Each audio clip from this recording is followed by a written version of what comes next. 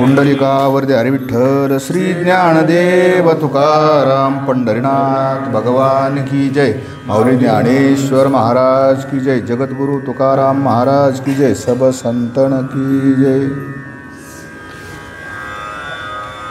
मागचे 3 रविवार आहे की नाही, फक्त मागच्या रविवारी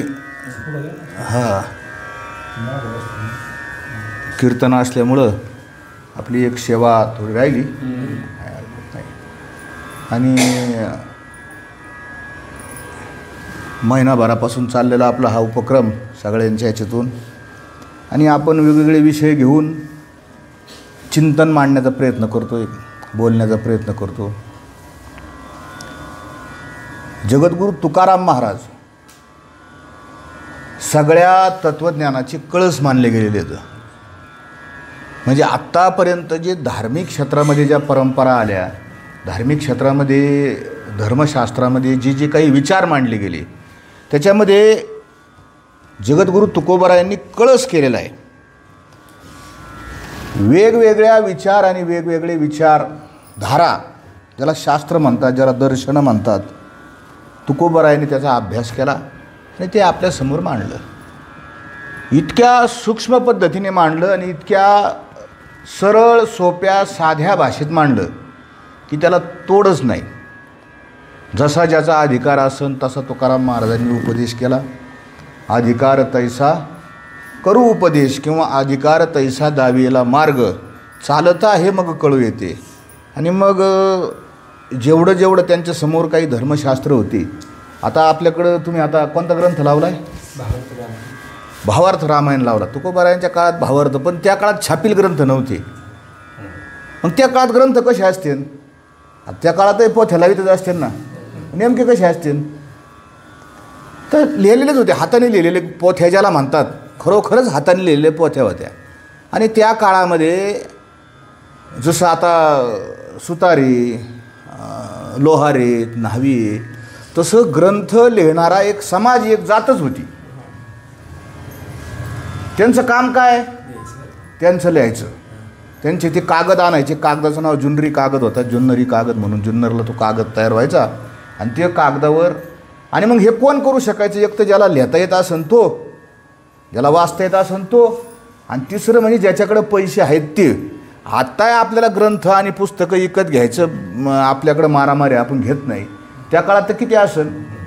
मग ज्याच्या जो श्रीमंत माणूस आहे त्याच्या घरी ग्रंथसंपदा होती। तुकोबारायांच्याकडं घरचे खूप श्रीमंत असल्यामुळे सगळे ग्रंथ, संस्कृतमधले प्राकृतमधले सगळे ग्रंथ त्यांच्याकडे होते। त्यांनी ते वाचले आणि वाचल्यावर त्यांच्या लक्षात आलं, ह्या असंच्या असं जर सांगायचं म्हणलं तर लोकांना डायरेक्ट झोपा लागतं। आणि मग नामदेव महाराज, ज्ञानेश्वर महाराज या सगळ्या संतांनी कीर्तन परंपरा सुरू केली।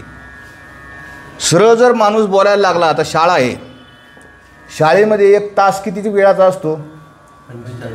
45 मिनिटाचा तास असतो। का बरं 45 मिनिटाचा तास असतो? तर कारण साधं सोपं आहे। 45 मिनटं जर माणसाच्या मेंदूवर एखादा विषय चालू राहिला आणि तो जर 50 मिनटं झाला, 1 तास गेला, तर माणसाला झोप यायला लागते। त्याच्या सगळं कुठून जातं? डोक्यावरून जातं। मग तो किती हुशार असो, किती तज्ज्ञ असो। आणि म्हणून शाळेमध्ये सगळ्यांनी 45 मिनिटाचा तास केला। मग साधू संतांच्या समोर 2 तास बसायची होती माणसं ना। 9ला कीर्तन सुरू झालं का मग कितीला संपणार? 11ला संपणार। मग ह्या वेळात मग लोक बसून कसे राहतील? त्यांना कसं येईल? आणि म्हणून संगीत, गायन, वक्तव्य, गद्य, पद्य आणि नाचणं आणि सगळ्यांना सहभागी करणं, म्हणजे विठ्ठल विठ्ठल म्हणताना टाळी, एखादं प्रमाण आलं तर सगळ्यांना प्रमाण पहिले म्हणायला लावायचे। आता नाही म्हणत कोणी प्रमाण, पण पहिले सगळे लोक प्रमाण, बसल्या जागेवर काय म्हणायला जातं, अशी परंपरा त्यांनी काढली। मग तुकाराम महाराजांच्या अजून लक्षात आलं का अजून सोपं कसं करून सांगावं, अजून सोपं कसं करून सांगावं। मग त्यांनी जसं शाळेतल्या मुलांना शिकवतात तसं शिकवायला सुरुवात केली। कारण त्यांच्यासमोर जे बसलेले जे गावातले जे लोक राहायचे, एकदम साधे लोक राहायचे, शेतकरी राहायचे, कष्टकरी राहायचे, मग यांना सांगायचं कसं? मग छोट्या छोट्या गोष्टीमध्ये त्यांनी सांगायला सुरुवात केली। आणि मग त्यांच्या लक्षात आलं की हे जे पुराण येतं, हे महाभारत आहे, हे शास्त्र येतं, आणि मग याच्यात जे लिहून ठेवलं याचा नेमका अर्थ काय, काय भानगड आहे याच्यामध्ये? मग त्यांनी त्याचं बारीक चिंतन केलं सगळ्या गोष्टीचं। आता आपण काय करतो, तुम्ही सांगता वाचतो आणि बुवा असं असं राम, त्या दिवशी रामायणाचा एक श्लोक सांगितला आणि मग अशी अशी कथा झाली, आपण सगळेजण ऐकतो. पण त्याच्यामध्ये नेमकं काय रहस्य लपलेलं आहे, काय सिक्रेट आहे त्याच्यामध्ये, जे आपल्या कल्याणाचं आहे, जे आपल्या हिताचं आहे, जे आपल्या फायद्याचं आहे, असं नेमकं काय आहे, तर त्याचा शोध तुकाराम महाराजांनी घेतला. जे जे त्यांना असं वाटलं की हे आपल्या हिताचं, कल्याणाचं आणि सगळ्यांच्या उपयोगाचं आहे, ते त्यांनी अभंगातून मांडलं. आता महाभारतामध्ये अशा अनेक कथा आहेत. आपण सध्याला महाभारताचं चिंतन करतोय. मध्ये आपण 2-3 सगळे मागच्या ह्याच्यात महाभारताचे एक एक कथा घेतल्या, एक संस्कृतचा श्लोक घेतला. माणसाला कोणत्या गोष्टीत रस आहे, कशात आवड आहे माणसाला, संतांनी सगळ्या समाजाचं परीक्षण केलं. आता पहा, समजा रस्त्याने आपण चाललो, पूर्वीच्या काळात म्हणजे 15-20 वर्षापूर्वी जेव्हा JCBच नवीन आला होता आणि JCB जर आला कुठं आणि तो जर खड्डं खांदायला लागला तर किती लोक गोळा व्हायचे. भले पहिले नवीन तर 50-50-100 जत्राच गोळा व्हायचे. JCB काहीच नाही, ते आपलं खड्डं खांदायचं आणि लोक आपले बघायचे काय होतं. बरोबर आहे का नाही. म्हणजे लोकांचा रस, लोकांचा इंटरेस्ट कशात आहे संतांच्या लक्षात आलं, पाहिलं त्यांनी. अजून एक आहे बघा, लोकांचं लक्ष कुठं जातं, लोकांचं अटेन्शन ज्याला म्हणतात, चित्त लोकांचं कुठं जातं.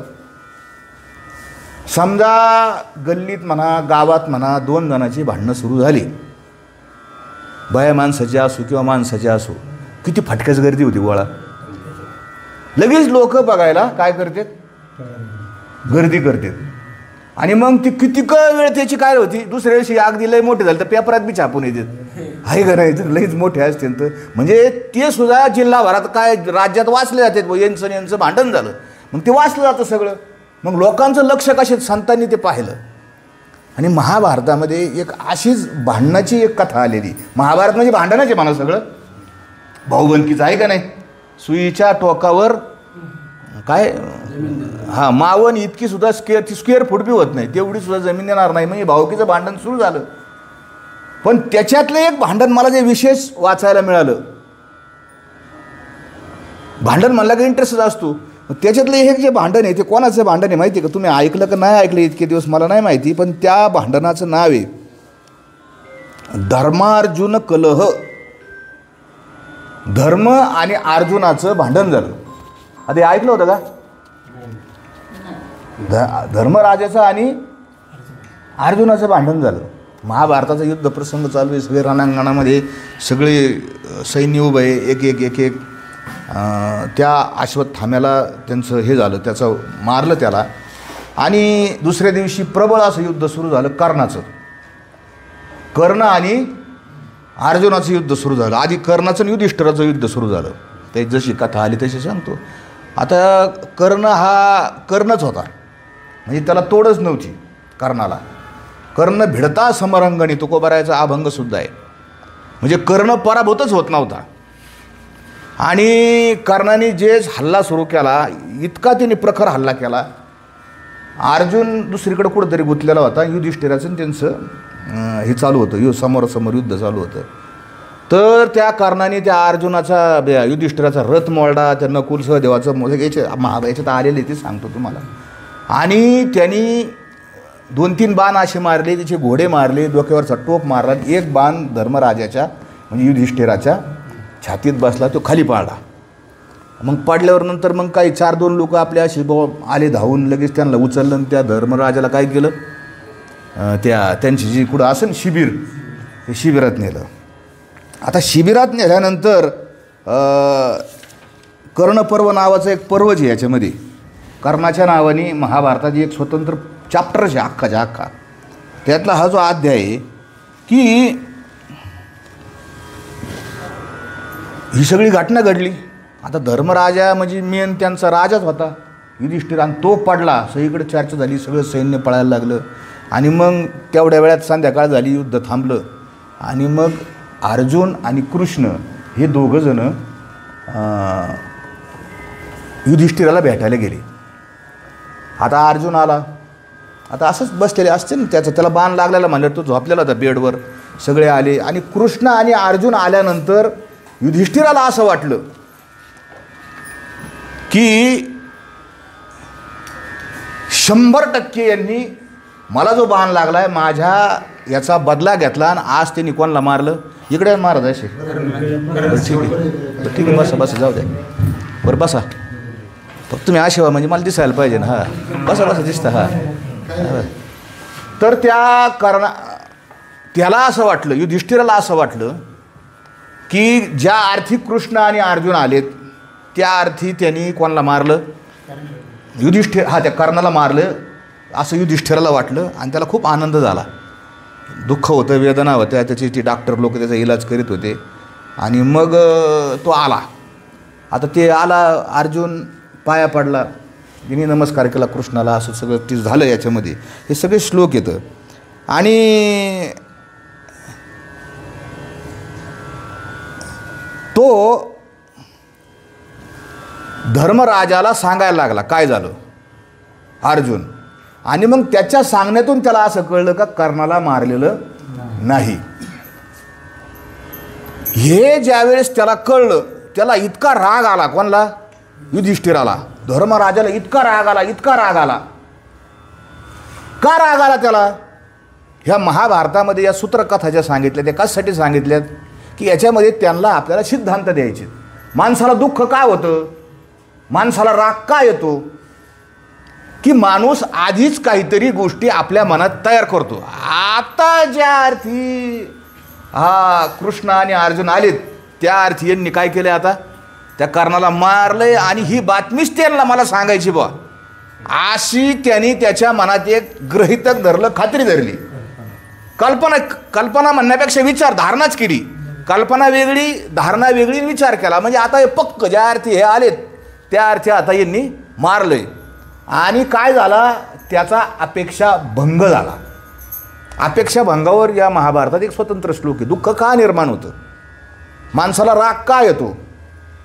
माझी गावडे महाराजांकडे अपेक्षा आहे, बघ गावडे महाराजांनी असं केलं पाहिजे, यांनी असं केलं पाहिजे, ह्यांनी असं केलं पाहिजे. आणि जर तुम्ही असं नाही केलं किंवा तुमच्या माझ्याकडून अपेक्षा असते बाबा बारसकर महाराजांनी असं केलं पाहिजे. एखाद्या वर्गणीला गेलो आपण उदाहरणार्थ की अमक्या माणसाने किती वर्गणी दिली पाहिजे, हे आपण कोणाच्या डोक्यात असतं, आपल्या डोक्यात असतं बा. आता हे राजगुरू महाराज म्हणजे फार मोठे व्यापारी येतं, यांनी एक 5,000 रुपये द्यायला पाहिजे ना असा विचार कोणी केला, आपण केला. आणि राजगुरू महाराजांनी 51 रुपये दिले आपल्या हातात. आपल्याला काय वाटतं, काय यांच्या काय माडीला काडी लावायची का काय, काय खरं यांचे. म्हणजे आपल्या लगेच चर्चा सुरू होती. महाराज अपेक्षा भंग म्हणून सूत्र काय. आणि कोणला झालं, हे धर्मराजाला. आणि तो धर्मराजा इतका चिडला म्हणजे क्रोधापासून कोणाची सुटका नाही झाली. राग येतो, प्रत्येक माणसाला राग येतो.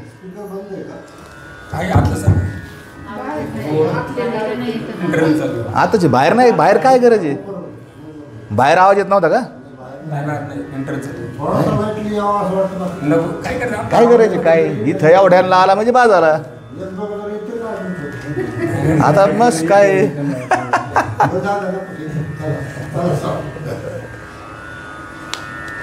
राग कोणाला येतो. माणसाचा पिंड, माणसाचं शरीर हे 3 गुणाचं बनलेलं आहे, सत्व, रज आणि तम. तम म्हणजे राग आहे का नाही. प्रत्येकाला, देवाला नाही चुकला, तुकोबारांना सुद्धा माझे संतापले म्हण परपिडा हे ऐकून. ज्यावेळेस ते आले तर ते खूप मोठा इतिहास, पण त्या सगळ्याला राग येतो. साधू संताला येतो, तुमच्या आमच्या सामान्य माणसाला येतो. मी एका ठिकाणी असं वाचलं की माणसाचा स्वभाव जर ओळखायचा असेल, माणसं जर ओळखायचे असतील, माणसाची जर परीक्षा घ्यायची असेल तर त्याचे काही सूत्र सांगितलेले आहेत. काय, आपल्याला जर एखाद्या माणसाचा स्वभाव ओळखायचा असेल तर त्याच्या संग 5-6 दिवस प्रवास करायचा. त्याच्याबरोबर प्रवास केला की तो माणूस कोणत्या गुणाचा किंवा कोणत्या अवगुणाचा हे लगेच कळून येतं. त्याची क्वालिटी, त्याची लायकी, त्याची योग्यता किंवा त्याची पात्रता, काही म्हणा त्याला शब्द द्या, लगेच कळतं. पण एका ठिकाणी मी असं वाचलं एका विचारवंताच्या मुखातून की राग आल्यानंतर त्या माणसाची प्रतिक्रिया काय असते, तो कोणत्या भाषेत बोलतो, त्याचा स्तर काय आहे वागण्याचा, बिहेवियर करण्याचा किंवा सामोरं जाण्याचा. नुकसान झालं, काही नुकसान होतंच संसारामध्ये, काय नुकसान होतं, फुटतूट होती, काय होतं, हरवतं, चोरीला जातं. मग समजतं बा ह्या आमका माणूस याला जबाबदार आहे. आणि मग ज्यावेळेस तो त्याला शिव्या द्यायला लागतो, रागवतो, बोलवतो, त्यावेळेस त्याची पात्रता कळते. सभ्य माणसाचा तो पण रागवतो, पण त्याची रागवण्याची एक पात्रता असते. हा युधिष्ठिर रागावला आणि तिथून माणसाला त्याची योग्यता कळती. याचं झोपडपट्टीतलं रागाव नाही का, ह्याचं सभ्य आणि चांगलं रागाव नाही. आणि मग हा युधिष्ठिर रागावला, प्रचंड रागावला. आणि त्याला म्हणला, काय तो अर्जुना तुझं लय शानपणा लावलाय, लोकाला सांगतो मी जगातला 1 नंबर धनुर्धारी येईन, असा येईन, या वेन त्या वे. आणि अर्जुनाने एक प्रतिज्ञा केली होती ज्यावेळेस त्या द्रोणाचार्यांनी त्यांना शिकवलं होतं. आणि त्यावेळेस त्यांची एक हे झालं होतं, काय शेवट काय असतो आपली, का मी ह्या कारणाला एक दिवस मारीन म्हणजे मारीन. ते कुंतीने ते कसं तरी मिठामिठी करून ते बंद केलं होतं काय ते भांडण. पण त्यांनी प्रतिज्ञा केली ती, अरे युधिष्ठिर म्हणला तुझ्यामुळं आम्ही या युद्धात पडलोय. तू म्हणला माझ्यासारखा धनुर्धारी राहीन, मला पोपटाचा डोळा दिसतो आणि यावेळेस दिसतं आणि त्यावेळेस दिसतं, तुला तेव्हा कर्ण मारता आहे ना. मारणाची भांडणं झाली त्यांची. ती सगळं याच्यात सगळं बारीक, ते काय काय कसे कसे भांडणं, काय काय बोलला ते सुद्धा सगळं आलेलं आहे याच्यात. आता ते काय सांगत नाही. हां, तू घाबरून आला, तुला तुझं माझं प्रेम व्यर्थ ठरलं, आणि तू मला वचन दिलं होतं, तू आम्हाला युद्धाच्या कुंडात लोटलंय. आणि देवाने आकाशवाणी केली होती की अर्जुन हा इंद्रासारखा पराक्रमी होईल, तो शत्रूचा वध करीन, तो कीर्ती करीन, अशी आकाशवाणी केली होती. ती आकाशवाणी खोटी ठरली. देव खोटं बोलतात असं मला वाटायला लागलं. इतकं बोलला, नको ते बोलला त्याला थोडक्यात. आता ती इतका बोलला आणि त्यातले 2 शब्द त्याचे इतके वर्मी लागले. तो म्हणला, अरे हा भीमाचा पुत्र आणि हा अभिमन्यू जर असता तर मला असं खाली बघायची पाळी नाही आली, माझं लय मोठं पाप असन. आणि तो त्यांना बोलला, तू घाबरट हेन, तू पळाला, असं त्याच्या वर्मावर घाव घालून बोलला. तो इतका तर किती तळतळा असन. त्यांनी तलवारच काढली. कुणी? अर्जुनाने. कोणाला मारायला? कोणाला? कर्णाला नाही. तुम्ही भावकी काय बघा मग, तुम्हाला आज वेगळं भांडण सांगतोय मी. तुम्ही आज पोतर हेच भांडण ऐकलं, कौरवाचं आणि पांडवाचं. आज कोणाचं भांडण चाललंय? सख्या भावाचं भांडण चाललंय. काय काढली तिने? खडग शब्द तिथं खडग काढला. आता खडग म्हणजे काय माहित नाही, पण तलवार म्हणू आपण सोप्या भाषेत. तलवार काढली ना, आता याला ठोकर मारूनच टाकतो म्हणला. मग कोण मध्ये पडलं? भगवान श्रीकृष्ण मध्ये पडले. अरे असं बोलू नको, असं मारू नको. हा वडील बंधू म्हणतात, मोठ्या भावाला काय म्हणतात? वडील बंधू म्हणतात. वडिलाच्या जागेवर येऊन तू असं काय करतो? अरे हा काय म्हणले मला, तू कुंतीच्या पोटी नालायक जन्मला, घाबरून रणांगण सोडून पळाला, हा आरोप केला, मी याला सोडित नाही. आणि त्यांची मरणाची भांडण सुरू झाली. त्याला राग आला. कोणला? युधिष्ठिराला. त्याने तलवार काढली. हे महाभारतात आले बरं का. कर्णपर्व अध्याय 61 ते 71 ह्या 10 अध्यायात हे भांडण आलेले. आणि मग भांडण कशासाठी सांगितलंय त्याचे सूत्र सांगतो. पहिलं सूत्र, दुःख कशामुळे होतं, भांडण कशामुळे होतं. पहिलं सूत्र काय सांगितलं? अपेक्षाभंग. हे त्याचं सूत्र आहे. अपेक्षा केली, आशा केली कुणी? युधिष्ठिराने. आणि मग त्याचा भंग झाला. आणि मग त्याने ती तलवार काढली आणि मग कृष्णमध्ये पडला. अरे म्हणले आपण आलो कायला इथं? आलो कशाला? अर्जुनाला सांगितलं आलो कशाला. आपल्याला अशी बातमी कळाली, आपल्याला व्हॉट्सअपला मेसेज आला का बाबा बाण कोणाला लागलाय? धर्मराजाला बाण लागलाय, छातीत बाण लागलाय, वर्मी बाण लागलाय. आपण त्याची तब्येत विचारपूस करायला आलो. अरे तो जिवंत आहे, याच्यातून आपल्याला काय व्हायला पाहिजे? आनंद व्हायला पाहिजे. आणि तू तर त्यालाच मारायला तलवार काढली. मोठी माणसं, शहाणी माणसं, त्यांची लक्षणं आहे कृष्णाची लक्षणं आहेत. आणि मग त्याला तो समजून सांगायला लागला. आणि मग ही रागवण्याची वेळ नाही, वडील माणसाचा मान राखणं, तुला माहिती पाहिजे, तुला धर्म असा असा सगळं सांगितलं. आणि मग तो म्हणला मी इथं खडगं काढलं आहे, त्याची एक प्रतिज्ञा होती, तुम्हाला वर्मी बोलला मी त्याला सोडणार नाही. आणि मग हे लई समजून सांगितले नाही, 10 अध्याय त्याच्यावर कोणाला समजून सांगितले. आणि मग त्याने सांगितलं मी आता प्रतिज्ञा केली याला मारायची, मी तर बोललो आता मी याला मारून टाकतो. आणि मग कृष्णाने पुन्हा त्याला सांगितलं 6 ठिकाणी दिलेलं वचन किंवा बोललेलं हे खरं ठरत नाही. 6 ठिकाणी.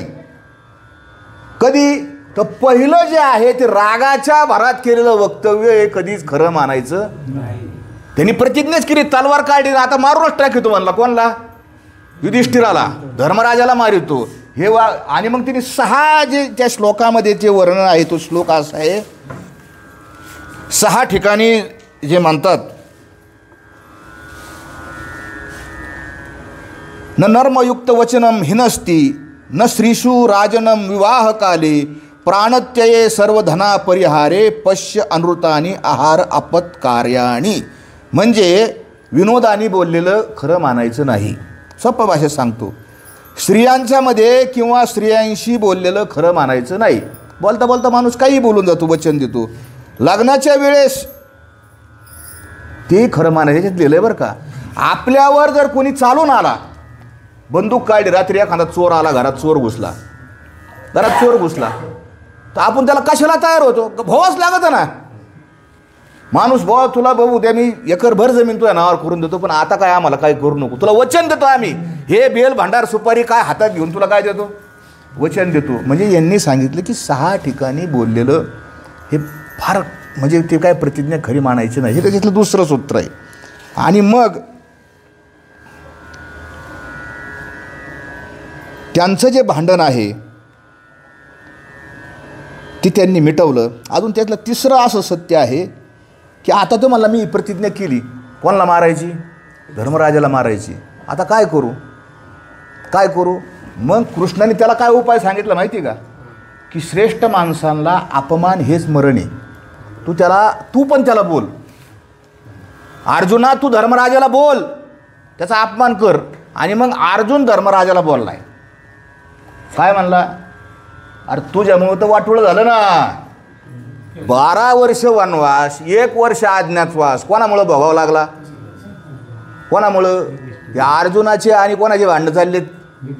युधिष्ठिराची. आम्ही सारे तुला म्हणत होतो जुगार खेळणं चुकीचं आहे, जुगार खेळू नको, जुगार खेळणं पाप आहे. हे कोण सांगत होतं? भीम, अर्जुन, नकुल, सहदेव, कुंती, सगळी शानी माणसं थकून गेली. तरी तू काय म्हणला? नाही, मी काय खेळणार? जुगार खेळणार. आणि तू जुगार खेळला, तू काय डावर? पैसे, धन, धान्य, संपत्ती, राज्य हे लावलं तर ठीक आहे, पण तू द्रौपदीला सुद्धा काय लावली? डावर लावली. लई त्याच्यात लिहिलेले. आता मला इथं सांगता येईल तुम्हाला, इतकं बोलला तो त्याला फडा. आणि मग पुन्हा हे सगळं झालं. आणि मग त्या दोघांनी कृष्णाला विचारले असं का झालं? तर कृष्णाने उत्तर दिलं, याचं नाव आहे कर्म. याचं काय नाव आहे? कर्म. तुझ्याकडून धर्मराजा काही चुका झाल्या, तुला बोलायचं कोणी? आणि मग त्याचाच कर्मविपाकाचा सिद्धांत हे तुझ्यावर आलंय. आणि म्हणून हा धर्म अर्जुन कलह नावाचा एक फार मोठा आहे. आता ते माझ्याकडे नेमक्या डोंगरावर सगळ्या ते हे राहिला संस्कृत, याचं फक्त हे साररूप गोष्टीत आलंय. तर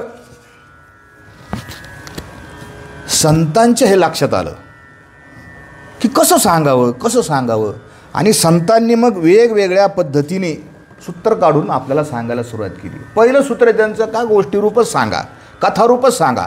आता किती आपण पारायण, आता महाराज तुम्ही किती झाला आता अध्याय?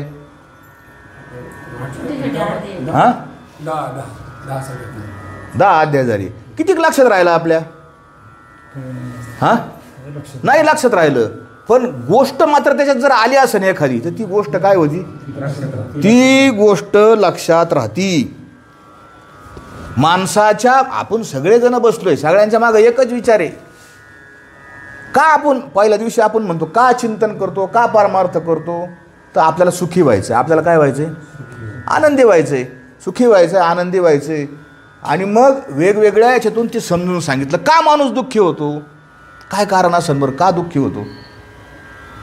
एका विचारवंतांनी एक सुंदर कथा सांगितली. एक सम्राट होता, एक राजा होता. आणि त्या राजाकडे एक न्हावी यायचा, रोज यायचा. आणि तो राजाचं काय डोक्याची आपलं काय मालिश करायचा, कुठं काय करायचा, त्याचं दाढी कटिंग काय असेल ते करायचं. आणि त्याला ₹1 रोज भेटायचा. आता हा 1 रुपया हा जुन्या काळातला होता, आता काही व्हॅल्यू त्या रुपयाला राहिलेली नाही. म्हणजे भिकारी बी रुपया घेत नाही आता, आहे का नाही? नाही काय म्हणतात ते, हां नाही घेत भिकारी 1 रुपया. त्याला 5 रुपये लागते, त्याला 10 रुपये लागते. तो चांदीच्या काळातला पाहिला, सोन्याचा रुपया असन, मोहर असन कसली, त्याला 1 रुपया मिळायचा. आणि 1 रुपयात त्या न्हाव्याचं इतकं चांगलं चालायचं, इतकं म्हणजे खाऊन स्वतः खायचा प्यायचा, सगळे मित्र, चहा पाणी सगळं एकदम आनंदात त्याचा दिवस जायचा. त्याला दुःखच नव्हतं.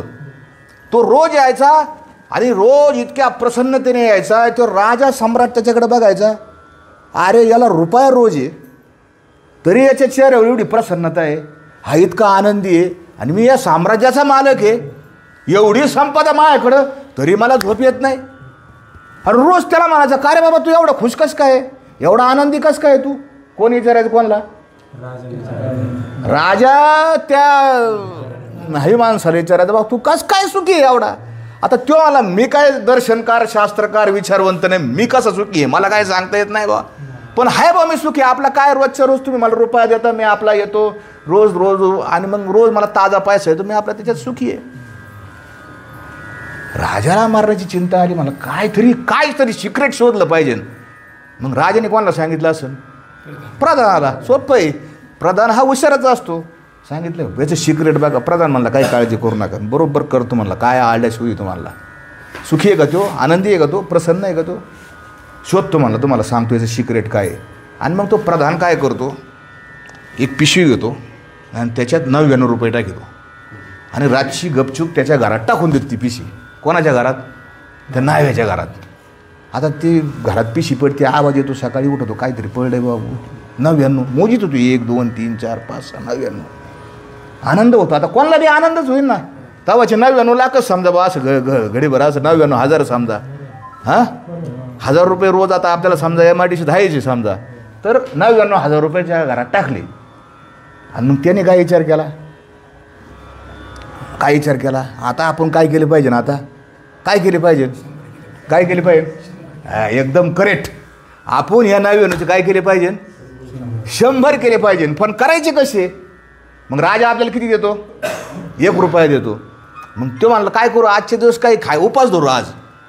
चहा नाही, पाणी नाही, काय नाही, रुपया घ्यायचा, तो कशा टाकायचा, त्याच्यात टाकायचा. त्याच्या डोक्यात काय सुरू झाली, चक्कर सुरू झालं, विचार सुरू झाला. गोळा करायसाठी नीट लक्षात ठेवा, संचय संग्रह. काल तो सुखी होता, काल तो आनंदी होता, आणि जसंही 99ची ती पिशी त्याच्या घरात येऊन पडली, आणि त्याच्या डोक्यात काय सुरू झालं विचार, हे 99चे 100 कसे होतील. आणि मग तो आला दुसऱ्या दिवशी. आता राजाने त्याचा चेहरा पाहिला, अरे म्हणला कालचा न्हावी म्हणला आज नाही, तुझ्या डोक्यात काहीतरी गणगण आहे म्हणला. काल तुलाही प्रसन्न होता, काल तुलाही आनंदी होता, काल तुलाही खुश होता, पण आज तू आनंदी नाही. आज तुझ्या डोक्यात चिंता आहे म्हणले, तुझ्या तोंडावरच दिसतंय म्हणले. तुझ्या काय 12 वाजलेत, किती वाजलेत सांग, काय तुला काय नाही वाटतं, अरे सांग त्याला काय ठीकठाक आहे, सगळं चांगलं चाललंय. आपल्याला सुद्धा विचारलं कसं काय चाललं, आपण काय म्हणतो, कोणी काय, पण आपल्याला माहिती आहे की आपल्या आतमध्ये किती कुटाने चालू येतं, किती गडबड चालू आहे, किती टेन्शन चालू आहे. आपण मानतानी तसा तो मानला, अरे काल सगळं ठीकच चाललेलं होतं काल, आणि आज काय झालं, आज नवीन त्याच्या मागं काय लागलं, झंझट लागलं. काय झंझट लागलं, मला 99चे 100, आणि ते 100 झाले का परत 200 कसे करता येईल, 200चे 400 कसे करता येईल. दुःखाचं मूळ, दुःखाचं कारण बाहेर नाहीची. जगभरात एवढे सगळे धर्मग्रंथ येतं. एक ज्यू धर्मग्रंथ आहे, यहुदी लोकांचा धर्मग्रंथ आहे, त्याचं नाव तालमुद आहे. त्याच्यामध्ये असं आहे, आपल्याकडं धर्म ते थोडासा इकडे घ्या बरं, ते कॅमेरा हळूच हळू, हां बस राहतो, दिसतं. आपल्याकडं कर्मसिद्धांत आहे 3, म्हणजे हिंदू, जैन, बौद्ध, शीख, वारकरी त्याच्यातच समजा आपण पुनर्जन्म मानतो, बरोबर. हा जन्म घेतल्यानंतर दुसरा जन्म, तिसरा जन्म, 84 लक्ष योनी, आहे का नाही, एवढे जन्म आपल्याला घ्यावं लागतात. तसं तिकडं नाही आहे. अब्राहमी जे धर्म येतं, म्हणजे ख्रिश्चन, इस्लाम आणि ज्यू, यहुदी, ह्या धर्मामध्ये वेगळं आहे. ह्या धर्मामध्ये काय आहे, ह्या धर्मामध्ये काय करतात, त्यांना पुरून ठेवतात. माणूस मेला काय करतात, पुरून ठेवतात. आणि मग त्यांची अशी धारणा आहे की एक दिवस देव येईन आणि तो देव एक दिवस त्यांचा न्याय निवाडा करीन. सांग तू काय केलं, काय तुझ्या चुका येतात, काय तुझे चांगले काम येतं, पाप पुण्याचा तू काय करीन, निवाडा करीन. तर तो जो धर्म आहे त्याच्यामध्ये दोष आणि चुका आणि पाप नाही विचारणार. देव काय विचारणार माहिती आहे का, काय विचारीन, तू काय पाप केलं तू काय पुण्य केलं हे देव विचारणार नाही. देव फक्त एकच गोष्ट विचारीन, तुला मी एवढा सोन्यासारखा हा मनुष्याचा देह दिला आणि हा देह देऊन तुला मी खाली पृथ्वीवर पाठवलं, तुला या संबंध या 100 वर्षाच्या आयुष्यामध्ये किंवा काय जे काही तुझं आयुष्य असेल तुला आनंदाचे एवढे काही क्षण दिले, तर तू ते उपभोगले का, तू हसला का. हसतो का माणूस, हसतो का माणूस, माणूस हसतच नाही. 1972 साली या भारतात मॅथ्यू रिकॉर्ड नावाचा एक माणूस आला. तो जगभरात फिरला होता. त्याचं वय त्यावेळेस काय असन 30-35 वर्षाचं. आणि तो कशाच्या शोधात आलता, आता आपणही सगळे गाव इकडं आलोत, कशाच्या शोधात आलो आपण, हा म्हणजे पैसे पाणी नोकरी सगळे जातात, सगळे झाले तिथं गावाबाहेरून, काय 2 पैसे मिळतील. तर तोही शोध करीत होता. पण तो कशाचा शोध करीत होता, तो आनंदाचा शोध घेत होता. आनंद कुठं मिळेल, आनंद कुठं मिळेल, आनंद शाश्वत आनंद अविनाशी आनंद कुठं मिळेल. तर तो भारतात आला. आणि भारतात आल्यानंतर 1972 साली तो दार्जिलिंगला गेला. दार्जिलिंग तिकडं त्या उत्तर प्रदेश बंगालच्या वरच्या बाजूला आहे. तिथं काही बौद्ध मठ होते, तिथं तो गेला. 3 वर्ष तिथं राहिला. 1975 साली त्याला शाश्वत आनंदाची प्राप्ती झाली. 1975 साली. आणि तेव्हापासून आजपर्यंत त्याला एकही क्षण त्याच्या आयुष्यात दुःखाचा आला नाही, त्याला दुःखच झालं नाही. तो सदैव आनंदी. आणि मग हे कसं ठरवायचं. आणि मग अमेरिकेतली एक युनिव्हर्सिटी आहे, तिचं नाव मला माहीत नाही, पण त्यांनी प्रयोग केले. आता आपण दवाखान्यात गेल्यानंतर आपल्याला पण छातीवर दाब वाढला, BP वाढला, तर आपल्याला काय करावं लागतो, पहिलं काय डॉक्टर म्हणतात ECG करून घ्या. ECG करून घ्या म्हणजे इथं ते लगेच पट्ट्या चिटकवतात आणि ते असं त्याच्या डोक्याला 256 युनिट लावले, चिटकावले का हा माणूस दुःखी कसा होत नाही. आणि 12 वर्ष प्रयोग केला. हा सलग 40 म्हणजे त्या 2012ला प्रयोग झाला, 12-15चा शेवटचा प्रयोग आहे. 40-50 वर्षात हा माणूस एकदाही दुःखी नाही झाला, सदैव आनंदी आहे. असं घडण का आपल्या जीवनात. तुकोबारायांच्या जीवनात हे घडलेलं आहे. आनंदाची डोही आनंद तरंग, आनंदाची अंग आनंदाची, काय सांगू आता काहीची या बाही, काय सांगू म्हणले, इतका आनंद झालाय म्हणले मला. तर ही आनंदाची स्थिती कशी प्राप्त व्हायची हो, याचा शोध आहे, याचा साय, याचा अट्टहास आहे. तर त्याला एक विचारवंत भेटला आत्ता काही 2-4 वर्षापूर्वी. तेव्हा म्हणला, आता तुम्ही एवढी साधना केली, अभ्यास केला, आम्ही सगळे सांसारिक माणसं येतो, आम्हाला काय हे काय एवढं तिकडं दार्जिलिंगला जाण इकडं जाण ते आपल्याला शक्य होणार नाही. आम्हाला सोप्याच भाषेत सांगा कसं काय आनंदी राहायचं, कसं काय आनंदी राहायचं. आणि मग त्याने मला एक 5 गोष्टी करा म्हणला. त्या 5 गोष्टी सांगतो तुम्हाला. काय त्या 5 गोष्टी त्याने सांगितलं. पहिलं, सकाळी उठल्या काय करायचं, काय करायचं. आपण काय करू सकाळी उठल्या पहिलं काय घेतो हातात, कुठे ठेवलेला असतो, उशालाच. आपण पहिला मोबाईल घेतो आणि पहिलं काय बघू त्याच्यावर, वा मेसेज. पहिला तडाखा असतो, काय जगात काय घडलं, जसं काय सगळं आपल्याकडेच कंट्रोल आहे, तुमचं नाही सगळ्याच आहे. पहिला माणूस मोबाईल बघतो. त्यांनी सांगितलं सकाळी काय पाहायचं, पहिल्यांदा काय पाहिलं पाहिजे म्हणजे आपल्याला आनंद येईल हो. सांगा बरं काहीतरी. आरंभी नामस्मरण. अजून काय वाटतं कोणाला, निसर्ग पाहावा. अजून देवाचा फोटो पाहावा. त्यांनी असं सांगितलं, त्यांनी सांगितलं तुम्ही सकाळी उठल्या तुम्ही भगवा किंवा पिवळा रंग पहा म्हणला. कारण आता तुमचा देव वेगळा, यांचा देव वेगळा, यांचा मंत्र वेगळा, त्यांचा मंत्र वेगळा, हे कोणी सांगावा. त्याच्यामध्ये काही मानसिक वैज्ञानिक सिद्धता आहे त्याच्यामध्ये. कारण आनंद होणं हे सगळं मेंदूमधल्या एका केमिकलवर अवलंबून आहे. त्या केमिकलचं नाव आहे डोपामाइन. दुसरं केमिकल आहे सेरोटोनिन.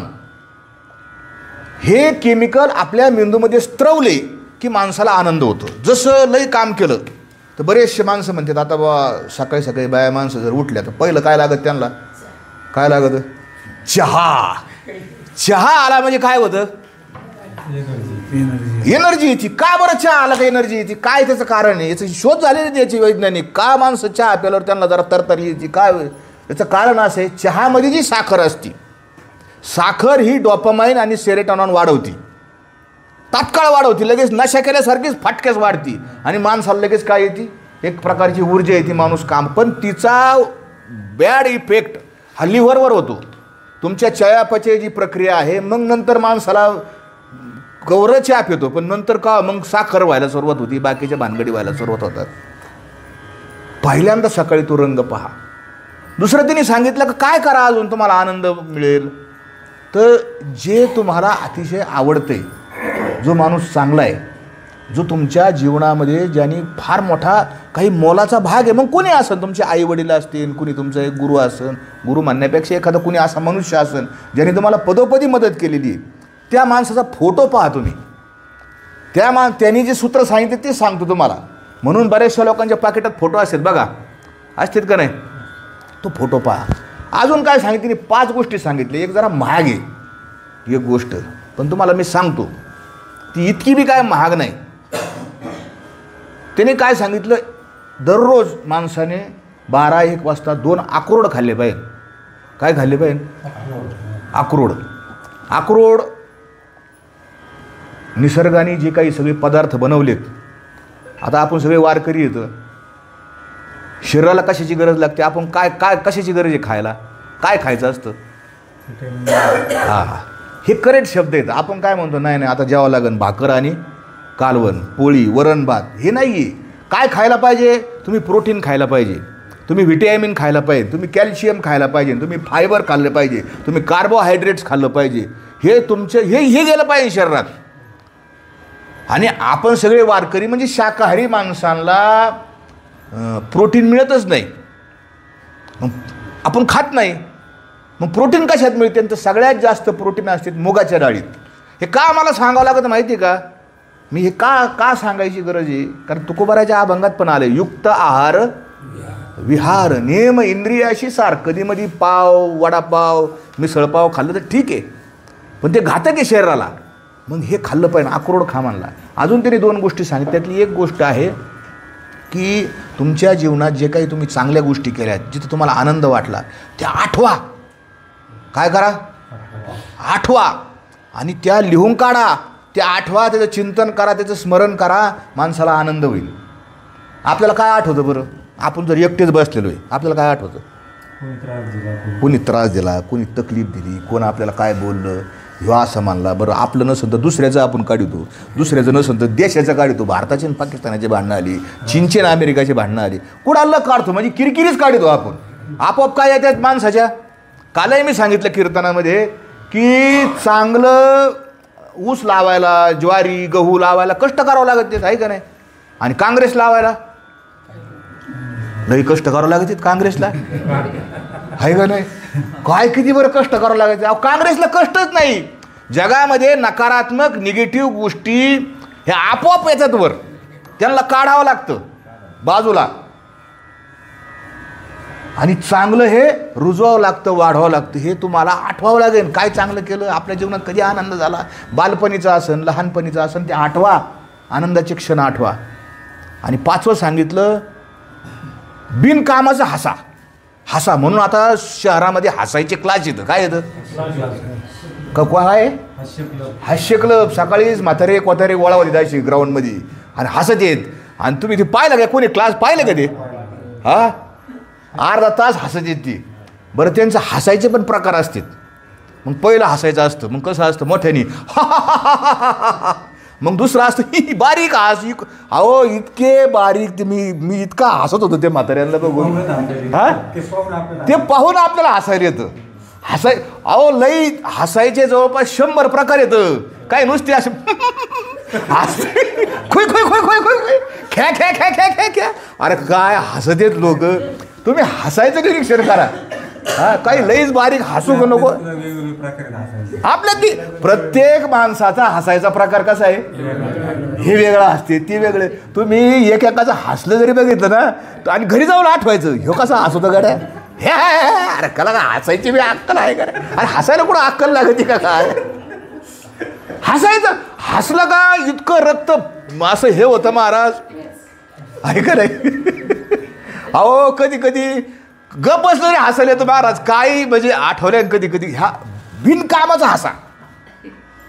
आणि तालमूदच्या नुसार तू अरे तू किती हसला, तुला काय जाब विचारणार रे, चुका आपण माणसंच येतं आपल्याकडून चुका माणसाकडूनच चुका होतात ना, साधू संताकडून चुका होऊ शकत नाही आणि देवाकडून बी चुका होत्यात. देव काय लय शाने नाही, देवाकडून मग चुका होत्यात बा.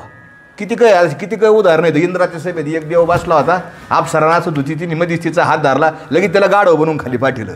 अशी किती काय पाहिलेत ना आपण, हसलेच बा. परत हसायला काही कारण लागत. अहो ते पिक्चर आहे त्याच्यावर एक मकरंद अनासपुरेचा गाढवाचं लग्न, आता तो पिक्चर बारक आता हसायची नुसती, आहे का रे.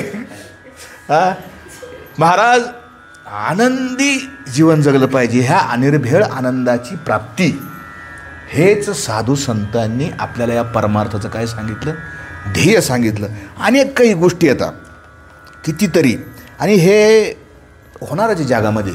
एक तुम्हाला सांगतो, लता मंगेशकरचा इंटरव्ह्यू घेतला एका पत्रकाराने आणि तिला विचारलं तुम्हाला काय आवडन बरं. सहज बोलता बोलता कसा विषय निघाला काय माहिती, आणि तुम्हाला पुढच्या जन्मी तुम्हाला काय व्हायला आवडन. तिने काय उत्तर दिलं असं, लता मंगेशकर सगळ्यात श्रीमंत बरं का, म्हणजे अतिश्रीमंत. मुंबईला त्या अंबानी राहतो तिथे तिची बिल्डिंग आहे का अख्खी, फार श्रीमंत आहे, जुन्या काळात तिचे पैसे बिशे. काय उत्तर दिलं असं तिने, पुढच्या जन्मी तुम्हाला कोण व्हायला आवडन. तिचं उत्तर काय माहिती का, ती म्हणली मला पुढचा जन्मच नको म्हणली, आणि जर दिलाच तर मला लता मंगेशकर करूच नका म्हणली. परत तिला विचारलं पत्रकाराने, अहो तुम्ही एवढं तुम्हाला भेटायला, ती खासदार होती, म्हणजे भारतरत्न आहे लता मंगेशकर, असं काय बोलता तुम्ही. लता मंगेशकर म्हणजे आम्हाला असं वाटतं की लता मंगेशकर लय कोणतरी मोठी आहे, आणि तुम्ही म्हणता मला लता मंगेशकर व्हायचंच नाही. परत ती म्हणती माझं दुखणं मला माहिती म्हणली, मी किती दुःख सोसलं, मी किती यातना सोसल्यात तुम्हाला काय माहिती म्हणली पत्रकार, माझं मलाच माहिती, मला काय लता मंगेशकर व्हायचं नाही. याचा अर्थ असा आहे की जगातला राजा असो, रंक असो, तुम्हाला मग सांगितलं प्रसिद्ध व्यक्ती असो, त्याला कोणत्या स्टेजला काय दुःख येईल हे सांगता येत नाही. आणि म्हणूनच साधू संतांनी, या ऋषीमुनींनी वेगवेगळ्या संदर्भाने आपल्याला हे मार्ग सांगितलेत, वेगवेगळ्या गोष्टीतून सांगितलेत, बाबा असं कर असं कर असं कर. सहज बोलता बोलता आता दुःख कशातून होतं, भांडणातून. आता हे धर्म अर्जुन कलह जे आहे ते भांडण आहे ना, भांडण. त्याच्यातही काही सुंदर गोष्टी सांगितल्यात पंचतंत्रावाल्यांनी. ते का तुम्हाला म्हणजे का, एकदा काय झालं, एका गाढवाचं आणि वाघाचं भांडण झालं. कोणाचं, गाढवाचं आणि वाघाचं भांडण झालं. गाढव काय म्हणलं, गाढव म्हणलं नाही नाही नाही नाही म्हणली, गवत आहे ना गवत ते निळ्या रंगाचं आहे म्हणलं. काय म्हणलं गाढव, गाढव निळ्या रंगाचं, गाढव म्हणलं. आणि वाघ काय म्हणलं, गवत कोणत्या रंगाचं आहे, गवत हिरवं आहे, गवत हिरवंच आहे ना. आणि ते दोघांचे भांडणं, मोकार भांडणं सुरू झाली. मग शेवटी लय भांडणं झाली, तर मग ते चला बरं राजाकडे गेले, दोघं जण राजाकडे गेले. आणि मग ते माहिती असेल तुम्हाला कथा ही, हां माहिती आहे का. आणि मग ते राजाकडे गेले. राजाकडे गेल्यानंतर मग सिंह राजा होता, तो बसला, म्हणले अहो हो गाढव म्हणतो, याला काय अक्कल आहे का. आता गाढवाला अक्कल नसती, याला अक्कल आहे का याला. अहो हा म्हणतोय की गवत निळं आहे, कसं कसं काय गवत निळं आहे म्हणले. मग त्या सिंहाने पाहिलं कोणाचं बरोबर आहे, गवत हिरवं आहे का गवत निळं आहे. आणि मग सिंहाने निकाल दिला. सिंहाने काय निकाल दिला माहिती आहे का, गवत निळंच हे म्हणले. गाढवाला किती आनंद झाला असेल. हे गाढवानी उड्या मारायला आणि गाढवाच्या भाषेत तिने आरडायला, कसं गाढव आरडा असून आता मी आता आरडून दाखवलं तर परत हसतात तुम्ही. हे गाढवानी जेच आरडाला त्याच्या ते भाषेत आरडायला सुरुवात केली, इतका आरड. ते वाघ आला ना टेन्शनमध्ये. वाघ म्हणजे आपला आडनावाचा नाही, तो खरोखरचा वाघ. फुल टेन्शनमध्ये. अरे काय म्हणले, राजाच्या काय न्याय आपण म्हणतो ना, काय न्याय राहिला का नाही. हा काहीच न्याय राहिला नाही. खुशाल राजा म्हणतो गवत निळं आहे, अरे गवत हिरवं आहे. आणि मग तो गाढव गेलं बरं नाचत, मी जिंकलो मी जिंकलो मी जिंकलो. परत आलं बरं ते गाढव. ते म्हणले आता काय राहिलं? म्हणले ह्या वाघाने म्हणले दिवस घातला माझा, शेवटी निकाल काय झाला माझ्याच बाजून, पण माझा दिवस गेला ना आज. म्हणला याला शिक्षा करा म्हणला. कोणला? वाघ खोटा ठरला म्हणून शिक्षा करा वाघाला. आता राजाने पाहिलं, हा म्हणले शिक्षा करावं लागेल. म्हणले वाघा 2 दिवस तू उपाशी राहायचं म्हणे, तुला शिक्षाच म्हणले आता ही फुल. मग तर गाढवाला विचारूच नका, इतका आनंद झाला. हे वाचना देतच निघून गेले ते त्याच्या भाषेत. आणि मग त्या दोघांची चर्चा झाली. म्हणले का हो महाराज, गवत हिरवं आहे हे तुम्हाला माहिती आहे, हे मलाही माहिती आहे. शिव म्हणला बरोबर आहे ना, तुलाही माहिती मलाही माहिती, पण याच्यातलं मूळ काय माहिती आहे का? तुला शिक्षा का दिली? तू वाद कोणाबरोबर घातला? अरे तू समजायला पाहिजे ना, तुला वाद कोणासंग घालायचा, कोणाबरोबर घालायचा हे समजायला पाहिजे ना. म्हणून तुला शिक्षा दिलेली आहे. तुला शिक्षा गवत हिरवं येईन पिवळं येईन त्याच्यामुळं नाही दिली. कोणाबरोबर काय भांडण करायचं जीवनामध्ये असं आपल्याबरोबर होत असतं, होतच ते. समुद्र आहे समुद्र. प्रत्येक माणसाचा स्वभाव आहे, स्वभावात काही बदल होत नाही कोणाच्या, लवकर काय फार बदल होत नाही. होतो असं नाही. एक म्हण आहे आपल्याकडं, स्वभावाला औषध नाही. आता ही जरी म्हण असली तरीसुद्धा स्वभावाला औषध आहे. स्वभाव बदलतो. चांगली संगती, सत्संगती ज्याला म्हणतात, संत संगती निरंतर, प्रेम धन हे भांडार. आणि याच्यातून महाराज स्वभाव बदलतो. वारकरी धर्माने ते सिद्ध करून दाखवलंय. काय काय बदलला? प्रमाणाचे तुकोबारायांचं, गाढवाचे घोडे आम्ही करू दृष्टीपुढे. आम्ही गाढवाचं सुद्धा काय करू शकतो? आम्ही घोडं करू शकतो. आणि असं संतांनी आपल्याला सांगितलं. इतकं साधं सोपं इतकं सांगितलं. कसं समजतं आपल्याला? कसं समजतं? 3च गोष्टी आता लक्षात घ्या, फार महत्त्वाचं आहे. 3 गोष्टीतूनच माणसाला ज्ञान होतं. कोणत्या 3 गोष्टी? आता पहिली आहे पाहणं, दुसरी आहे ऐकणं, आणि तिसरी काय आहे? बोलणं. आता ते ऐकण्याचं झालं ना, आपल्याला ज्ञान कसं होईल? पाहणं, ऐकणं आणि मी तुम्हाला कशातून सांगतोय आता? हे वाचणं. ग्रंथामध्ये जे ज्ञान आहे, इकडं तिकडं जे ज्ञान आहे त्या ज्ञानातूनच होतं ना. तुम्हाला जर विचारलं नरेंद्र मोदी कसा आहे, तुमच्या जसा अनुभवाला आला तसं तुम्ही सांगणार. काही चांगलं म्हणणार, काही बरोबर म्हणणार, काही योग्य अयोग्य म्हणणार. तुम्हाला जर विचारलं 2 अधिक 2 किती होतात? किती होतात? 4 होतात. हे तुम्हाला कोणी सांगितलं? हे पुस्तकातून सांगितलं आहे का नाही? वाघ कसा आहे, हत्ती कसा आहे हे कुठून तुम्ही पाहिलं? ह्या वेगवेगळ्या गोष्टीतून. आणि हेच तुम्ही काय पाहता, तुम्ही काय वाचता आणि तुम्ही काय ऐकता. आज जे तुम्ही आपण आहोत हे कशावर आहोत? तुम्ही काय पाहिलं, तुम्ही काय वाचलं आणि तुम्ही काय ऐकलं. आपल्या मागचा 10 वर्षाचा हिशोब काढा. आपण काय असं ग्रंथ वाचला का की ज्यामुळं आपल्या जीवनामध्ये आमूलाग्र असा बदल होईल, आमूलाग्र अशी क्रांती होईल?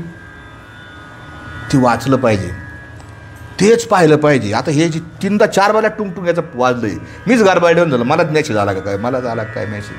महाराज अनेक ठिकाणी आता पण जाणीवपूर्वक हे पाहिलं पाहिजे, वाचलं पाहिजे. तुम्ही बघा कोणाकडं जातं सूत्र काय आहे? पैसा आहे. पैसा. पैशाच्या बाबतीत तुकाराम महाराजांनी फारच पैसा स्वीकारलेला आहे. बऱ्याच ग्रंथामध्ये पैसा हा नाकारलेला आहे, पण तुकोबारायांनी पैसा स्वीकारला. म्हणूनच जोडून या धन उत्तम व्यवहारे, धनवंताला गी मान्यता आहे, हे अभंग त्यांनी केले. पैसा. आता पैशाच्या बाबतीत आपल्या डोक्यात काय आहे? काय आपल्या डोक्यात? आपल्या डोक्यात असं फिट करून ठेवलं आहे. आपण पिक्चर पाहतो. आपण काय पाहतो? पिक्चर. पिक्चरमध्ये हिरो गरीब असतो आहे का नाही? बच्चन, अमिताभ बच्चन, त्याचा पिक्चर कोणचा आहे? कुली पिक्चर. सारी दुनिया का बोझ हम उठाएंगे. म्हणजे गरीब आहे, म्हणजे हिरो नेहमी गरीब दाखवला आहे. ड्रायव्हर दाखवला आहे, काय त्याचे सगळे शेतकरी दाखवला आहे. आणि विलन कसा दाखवला आहे? खलनायक कसा दाखवला? हे त्याची गाडी बंगला, त्याची हे सगळं श्रीमंत, म्हणजे तो अतिश्रीमंत. विलन हा श्रीमंत दाखवला आहे आणि हिरो कसा दाखवला आहे? गरीब दाखवला आहे. आपल्या डोक्यामध्ये हा माइंड सेट तयार करून दिला आहे.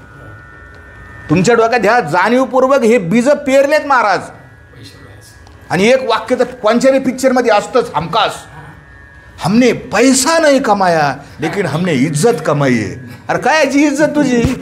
हा काय हे सगळे हे जे डायलॉग आहेत ना, हे आपल्याला जाणीवपूर्वक जाणीवपूर्वक पाहायला पाहिजे. पिक्चर चांगले असतात काही पिक्चर खूप चांगले येतं, प्रेरणादायी पिक्चर येतं, मोटिवेशनचे पिक्चर येतं, आणि काही पिक्चर आपल्याला चुकीच्या मार्गाने नेणारे पिक्चर येतं. कुणाकडे येतो बरं पैसा? तुकाराम महाराजांचा एक अभंग आहे. हा, बुद्धिवंताकडं सरस्वती आणि लक्ष्मी अशी दोन सांगितली. बुद्धिवंताचं लक्षण सरस्वती सांगितलं. बुद्धिवंताकडे कधी कधी पण तुम्हाला असं दिसेल ठार याडा आहे, पण त्याच्याकडे काय आहे म्हणता नाही, त्या काय त्याला पैसे, त्याच्याकडेच पैसा देतो. आला आपण रातून दिवस काय करतो, आपण कष्ट करतो, रातून दिवस मेहनत करतो, आपल्याला पैसा मिळत नाही. त्या अमक्याला पैसा, नुसतं काही करून दे, त्याला काय भेटते? पैसे. त्याला लगेच त्याच्या हाताला काय भानगडे, म्हणजे त्याला अक्कल नावाचा प्रकार नाही, पण त्याला पैसे. असे तुम्हाला जगात पदोपदी उदाहरणं सापडतील. पैसा कोणाकडे येतो? तर तुमच्या अंतःकरणात असलेली जी भावना आहे. बघा, पावसाचं पडलेलं पाणी कुठं जातं? जमिनीत जातं. जमिनीतून पाणी जास्त पडलं तर मग ते कुठं जातं? वड्यात जातं. वड्यातून कुठं जातं? नदीत जातं. नदीतून कुठं जातं? समुद्रात जातं. आता समुद्रात पाणी आधी कमी आहे का जास्त आहे? समुद्राची तो मरणाचा भरलेला आहे, तर पाणी कुठं जातं? समुद्राकडे जातं. आपल्याकडे एक म्हण आहे, पैसा कोणाकडे जातो? का जातो पैसा पैशावाल्याकडं? तुम्ही म्हणता हे चांगलं प्रवचन आहे भाऊ, असंच सांगत दरबारीला. आम्ही 10 माणसं गोळा करून राहू पुढल्या बारीला. काही करे का पैशावाल्याकडे पैसा जातो? त्याचं सूत्र आहे महाराज. काय सूत्र आहे? की समुद्राकडं का पाणी जातं? तर समुद्र म्हणतो माझ्याकडे खूप आहे. पैशावाला असतो तो म्हणतो आपल्याकडे भरपूर आहे. एक ती हॅपी थॉटचं एक वाक्याची, सर्व काही भरपूर आहे, माझ्याकडे भरपूर आहे, पुष्कळ आहे. ही जर भावना जर ठेवली अंतःकरणामध्ये, महाराज तुमच्या पैसे घरलक्ष्मी घर चालून येतील.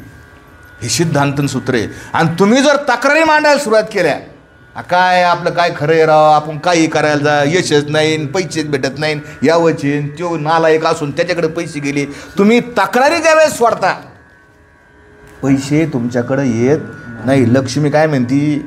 ह्या माणसाच्या घरी राहायला बराबर जागा नाही. कुठं चला, जिथं समाधान आहे, जिथं सुख आहे, जिथं आत्मिक शांती आहे, तिथं लक्ष्मी येते. असे काही सूत्र. आणि तो अभंग आहे तुकोबारायांचा. काय अभंग आहे? धनवंता घरी करी धनची चाकरी, होय बैसल्या व्यापार न लगे सांडावीची घर. राणी वनी द्वीपी असता तीही होती सोपी, तुका म्हणे मोल काही देता न लगे खोर. अख्खा पैशावर अभंग आहे. आणि म्हणून अनेक असे सूत्र तुकोबारायांनी सांगितलेत. आता आजच्या याच्यातून हे काही छोटे छोटे सूत्र तर किती ध्यानात राहिले तुमच्या. एक फार महत्त्वाचं सूत्र तुम्हाला सांगतो, फार महत्त्वाचं आहे. एक वही करा. वही काय करा? प्रत्येकाने करा. सगळ्यांना लिहिता येतं. हे पुस्तक आहे त्यांना दिलेलं नाही, वही नाही केली ती. मागच्या वेळेस पुस्तक दिलं तर त्यांना तिने वाचून आणलं असं. प्रत्येकाने एक वही करा. आणि जे जे चांगलं आठवत, जे जे आसन चांगलं, स्वतःच वही करा. कोणाला दाखवायची गरज नाही, काय गरज नाही, काय गरज. तुकाराम महाराज का मोठे झाले? त्यांनी काय केलंय? लिहिलंय त्यांनी. नामदेव महाराज, ज्ञानोबाराय, त्यांनी काय केलं? ज्ञानोबारायांची काही लई मोठी संपत्ती नव्हती, काय नव्हती, पण काय लिहिलं त्यांनी?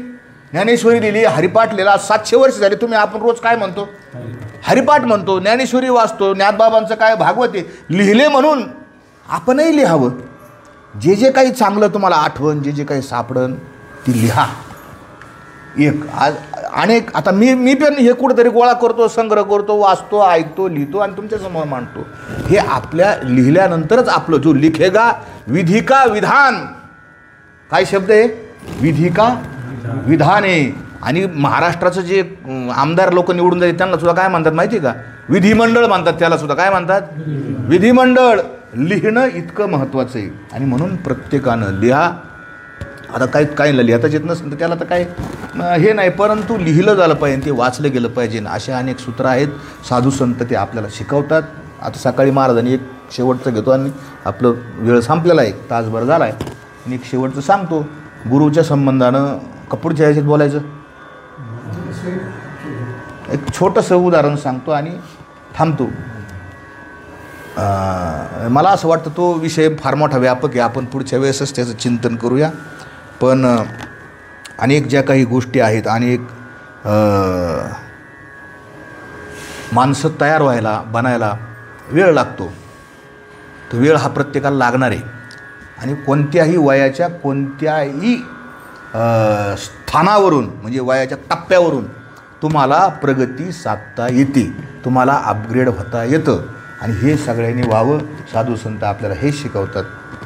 अधिक काही बोलत नाही आणि या ठिकाणी आपण वेळेचं बंधनच ठेवूयात, कारण त्या वेळ त्याच्या पुढे गेली का त्याला काही ते जागरण गोंधळच होईल. मग तो आहे का नाही, मग आपल्याला काही जागरण गोंधळ करायचा नाही. आपल्याला वेळेत प्रवचनाची 1 तासाची वेळ मर्यादित झालेली आहे आणि झालेली सेवा सर्वांच्या संतचरणी अर्पण करून सेवेला पूर्णविराम. पुंडलिकावरती हरी विठ्ठल. श्री ज्ञानदेव तुकाराम पंढरीनाथ भगवान की जय. माऊली ज्ञानेश्वर महाराज जगद्गुरु तुकाराम महाराज की जय. सब संतन की जय. विठाल विठाल विठाल विठाल. राजे महाराजांचं मी 2-3 हे प्रवचन ऐकलं.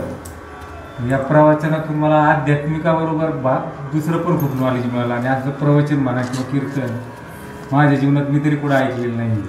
ही खरी सत्य परिस्थिती आहे. खूप म्हणजे घेण्यासारखं खूप आहे त्यांच्याकडनं.